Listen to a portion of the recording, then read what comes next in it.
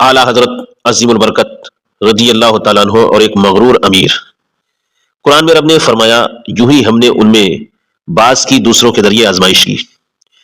آیت کریمہ کے اس مفہوم کے حوالے سے یہ بات معلوم ہوئی کہ غریبوں کے ذریعے امیروں کی آزمائش ہوتی رہتی ہے، اور گزشتہ انبیاء کے صحابہ کے ساتھ بھی یہی ہوتا تھا کہ مالدار مشرک غریب مسلمانوں کو حقارت کی نگاہ سے دیکھتے اور ان کا مذاق اڑاتے، اور ہمیشہ سے کفار کا یہ دستور رہا ہے کہ مسلمانوں کے فقر کو، محتاجی کو دیکھ کر اسلام کی حقانیت کا انکار کرتے ہیں اور کہتے ہیں کہ اگر اسلام سچا اور کفر جھوٹا ہے تو مسلمان فقیر اور محتاج کیوں ہے، اور مشرک اور کافر کفار مالدار کیوں ہیں، یہ امیر کیوں ہیں۔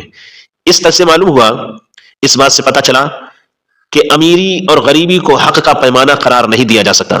گزشتہ آیات کے شان نزول اور اس آیات کے مفہوم سے بہت سے مذہبی لوگوں کو اور خود امیروں کو بھی سبق حاصل کرنا چاہیے، کیونکہ ہمارے زمانے میں بھی یہی رجحان موجود ہے کہ اگر امیر آتا ہے تو اس کی تعظیم کی جاتی ہے، جبکہ غریب کو حقارت کی نگاہ سے دیکھا جاتا ہے، غریب کی دل شکنی کی جاتی ہے، غریب کے دل کو توڑا جاتا ہے، اور امیر کے آگے پیچھے جاتے ہیں، آگے پیچھے پیچھے جاتے ہیں، اور خود امیروں کی یہ تمنا ہوتی ہے کہ ہمیں ذرا ہٹ کر ڈیل کیا جائے، ہمارے لیے اسپیشل انتظام ہو، ہمارے لیے اسپیشل وقت نکالا جائے، ہمارے آنے پر مولوی آدمی ساری مصروفیت چھوڑ کر اس کے پیچھے پیچھے پھرتا رہے۔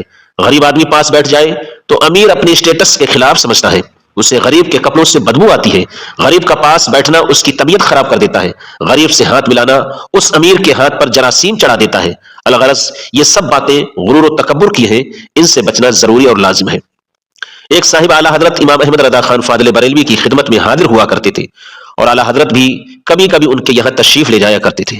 ایک مرتبہ اعلی حضرت رحمت اللہ علیہ ان کے یہاں تشریف فرماتے کہ ان کے محلے کا ایک بیچارہ غریب مسلمان ٹوٹی ہوئی پرانی چارپائی پر جو آنگن کے کنارے پڑی تھی، صحن کے کنارے پڑی تھی، جھجکتے ہوئے بیٹھا ہی تھا کہ صاحب خانہ نے نہایت ہی کڑوے تیوروں سے اس کی طرف دیکھنا شروع کیا، یہاں تک کہ وہ شرمندگی سے سر جھکائے اٹھ کر چلا گیا۔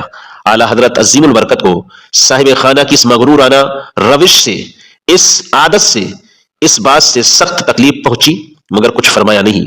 کچھ دنوں کے بعد بوئی امیر صاحب اعلی حضرت کی یہاں آئے تو آپ نے اسے اپنی چارپائی پر جگہ دی۔ وہ بیٹھے ہی تھے کہ اتنے میں کریم بخش حجام اعلی حضرت کا خط بنانے کے لیے آئے۔ وہ اس فکر میں تھے کہ کہاں بیٹھوں۔ اعلی حضرت نے فرمایا بھائی کریم بخش کیوں کھڑے ہو، مسلمان آپس میں بھائی بھائی ہیں، اور ان صاحب کے قریب بیٹھنے کا اشارہ فرمایا۔ کریم بخش حجام ان کے ساتھ بیٹھ گئے۔ اب ان صاحب کے غصے کی یہ کیفیت تھی کہ جیسے سانپ فنکارے مارتا ہو اور فوراً اٹھ کر چلے گئے، پھر کبھی نہ آئے۔ اپنی عادتوں پر غور کر کے ایک مرتبہ پھر ہم اس آیت کے مفہوم کو دیکھ لیں، ترجمے کو دیکھ لیں۔ فرمایا اور یوں ہی ہم نے ان میں بعض کی دوسروں کے ذریعے آزمائش کی، تاکہ یہ مالدار کافر غریب مسلمانوں کو دیکھ کر کہیں کیا یہ لوگ ہیں جن پر ہمارے درمیان میں سے اللہ نے احسان کیا؟